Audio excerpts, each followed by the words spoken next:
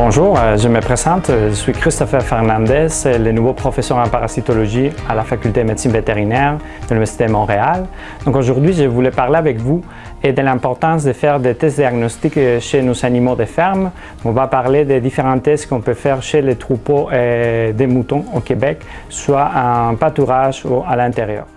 Donc, les deux tests les plus fréquents qu'on peut faire chez les moutons ici au laboratoire, c'est les tests de centrifugation dans le sulfate de sang qu'on utilise surtout pour retrouver des agents protozoaires chez les jeunes animaux de moins de 6 mois.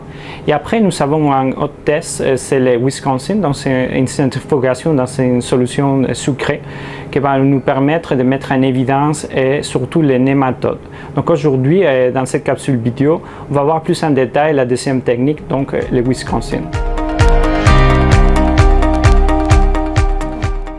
Bonjour madame. Bonjour. Je vous amène des fesses de moutons que j'ai prélevées ce matin et je les ai conservées avec des glaçons. Excellent. Des ice packs. Parfait. C'est cela. Vous avez bien mis la requête à part dans un sac en plastique? Oui. Excellent. Séparer les échantillons pour éviter qu'ils soient salis. Parfait. Les échantillons sont tous identifiés? Oui. Excellent. Merci. Vous avez laissé votre adresse courriel qu'on vous envoie les résultats? Oui. Merci. Merci. On s'occupe. Bonne journée. Bonne journée. Au revoir. Je vais m'assurer que les échantillons sont bien identifiés.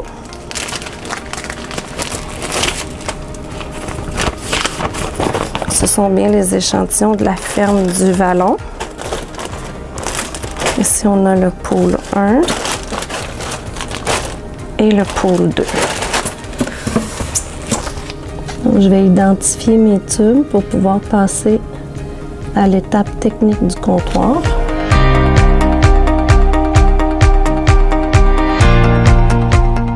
Un des aspects plus importants quand on fait des tests en diagnostic en parasitologie, c'est de choisir les bons tests, mais aussi les animaux que nous allons viser avec notre test diagnostic. Donc, nous avons deux possibilités très différentes. Et la première, c'est faire des tests sur les individus. Donc, ça va nous permettre de faire le suivi de l'animal pendant le temps. Donc, ça a des avantages qu'on peut connaître l'état individuel de tous les animaux de notre troupeau. Par contre, des fois, ça devient compliqué et c'est mieux faire des tests agrupés. Donc, on va faire des poules d'échantillons au laboratoire. C'est important que vous ne le fassiez jamais vous-même au champ parce que nous voulons avoir un échantillon représentatif de tous les animaux. Donc, vous allez envoyer ici les échantillons où nous allons faire les poules nous-mêmes. Et ces poules-là vont nous permettre de surveiller plus la santé globale du troupeau. Donc, normalement, on recommande de prendre des échantillons frais de 6 à 10 animaux et jamais plus parce que sinon, on va avoir un effet d'illusion qui va nous biaiser dans le diagnostic des maladies parasitaires. Donc, si ça vous intéresse vraiment de surveiller les différents animaux de votre ferme, vous pouvez nous envoyer des échantillons des différents animaux et nous indiquer que vous avez besoin d'un poule pour faire un suivi. Donc, les poules sont très utiles quand on ne connaît pas les maladies qui sont présentes dans nos troupeaux, mais aussi pour faire la vérification des traitements antiparasitaires. Donc, vous pouvez faire une première poule les jours où vous allez traiter les animaux et 10 à 14 jours après le traitement, vous pouvez répéter les poules et voir et vérifier s'il y a une réduction de production d'œufs. Donc, comme ça, vous allez voir si le traitement était bien dosé et aussi si vous avez des problèmes de résistance aux parasites. Maintenant que j'ai eu les échantillons, je vais pouvoir passer à la partie technique. Donc, la première étape, je m'assure que les échantillons sont tous bien identifiés. Et comme c'est des poules qui sont demandées, je vais devoir peser 3 grammes de chaque échantillon pour ensuite prendre un 3 grammes du poule préparé. Donc, la première étape, c'est de bien regarder les fesses, un examen macroscopique, s'assurer qu'il n'y a pas de segment, qu'il n'y a rien d'anormal dans les fesses.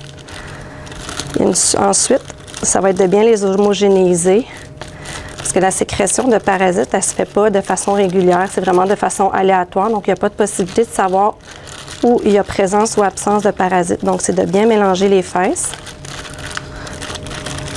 Une fois qu'ils sont bien mélangés, on va procéder à la pesée. Donc là, je vais peser 3 grammes, comme ce sont des moutons, je vais peser 3 grammes de chaque échantillon. Donc là, une fois que j'ai pesé chaque échantillon, je vais les mélanger ensemble, question de faire un pool homogène. Donc là, j'ai 3 grammes de tous mes échantillons mélangés ensemble.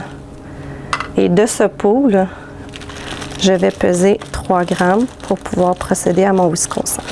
Donc, je vais identifier mon sac comme quoi le pool a été fait ici. Si jamais j'ai besoin de reprendre l'échantillon, je vais reprendre à même le pool qui a été fait. La prochaine étape, une fois qu'on a fait la pesée, c'est la filtration. Donc, on rajoute de l'eau du robinet. Puis là, on va venir défaire les fesses le plus possible pour permettre aux œufs de parasites, s'il y en a, de sortir. Parce que comme les œufs sont non mobiles, c'est nous, mécaniquement, qui allons les sortir des fesses. Une fois le liquide homogène, qui a vraiment plus de solide, on va simplement le filtrer à travers un gaz tout simple. Puis là, je vais extraire le maximum de liquide pour aller chercher plus de parasites s'il y en a. Je vais mettre mon liquide que je viens de filtrer dans mon tube, un tube à urine 15 ml. Je vais ramasser le plus de liquide que j'ai. Puis je vais procéder à une première centrifugation qu'on appelle l'étape de lavage. Maintenant que les godets sont équilibrés, je vais les mettre à la centrifugeuse. L'étape de lavage terminée. Je vais donc sortir les tubes. Comme vous voyez, il y a un culot foncé au fond et c'est ce que je vais conserver. Je vais jeter le liquide, puis passer à la prochaine étape de centrifugation. Pour l'étape de centrifugation au Wisconsin, je vais utiliser une solution sucrée. La première étape, c'est de bien défaire le culot, s'assurer que tout ce qui peut être parasitaire présent dans le tube soit en suspension.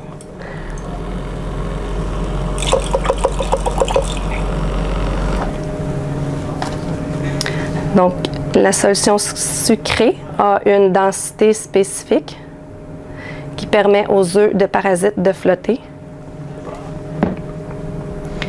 Je mets ma lamelle directement sur mon tube, ayant une centrifugeuse avec les godets qui sont mobiles.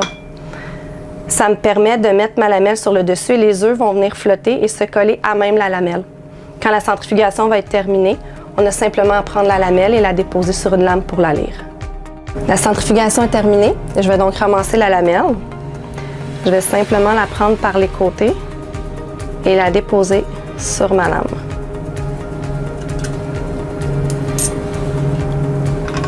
Je vais faire suivre l'identification du début.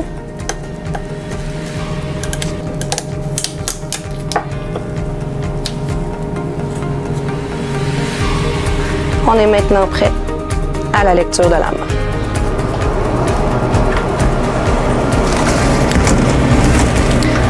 En parasitologie, nos échantillons sont conservés 1 semaine après la sortie des résultats. Comme ça donne un laps de temps aux vétérinaires qui veulent rajouter des tests si la parasitologie est sortie négative, que ce soit de la viro, de la séro, de la bactério, du PCR. On les conserve 1 semaine, donc ils sont bons, prêts pour d'autres analyses.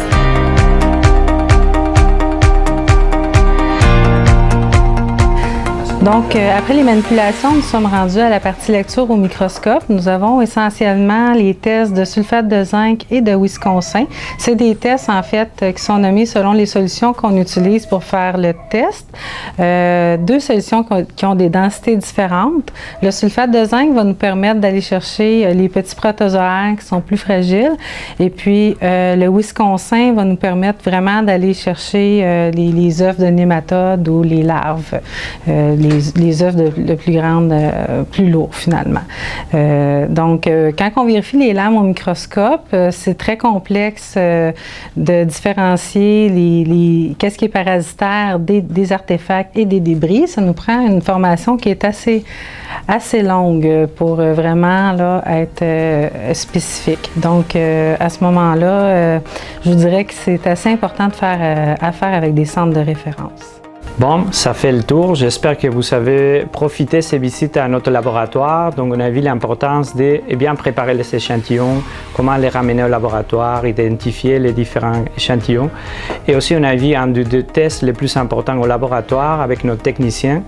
Donc, ça me reste seulement vous remarquer l'importance de surveiller vos animaux de faire des tests de diagnostic pour vous appuyer et comme ça utiliser de moins en moins les vermifuges de façon systématique qu'on faisait jusqu'à date.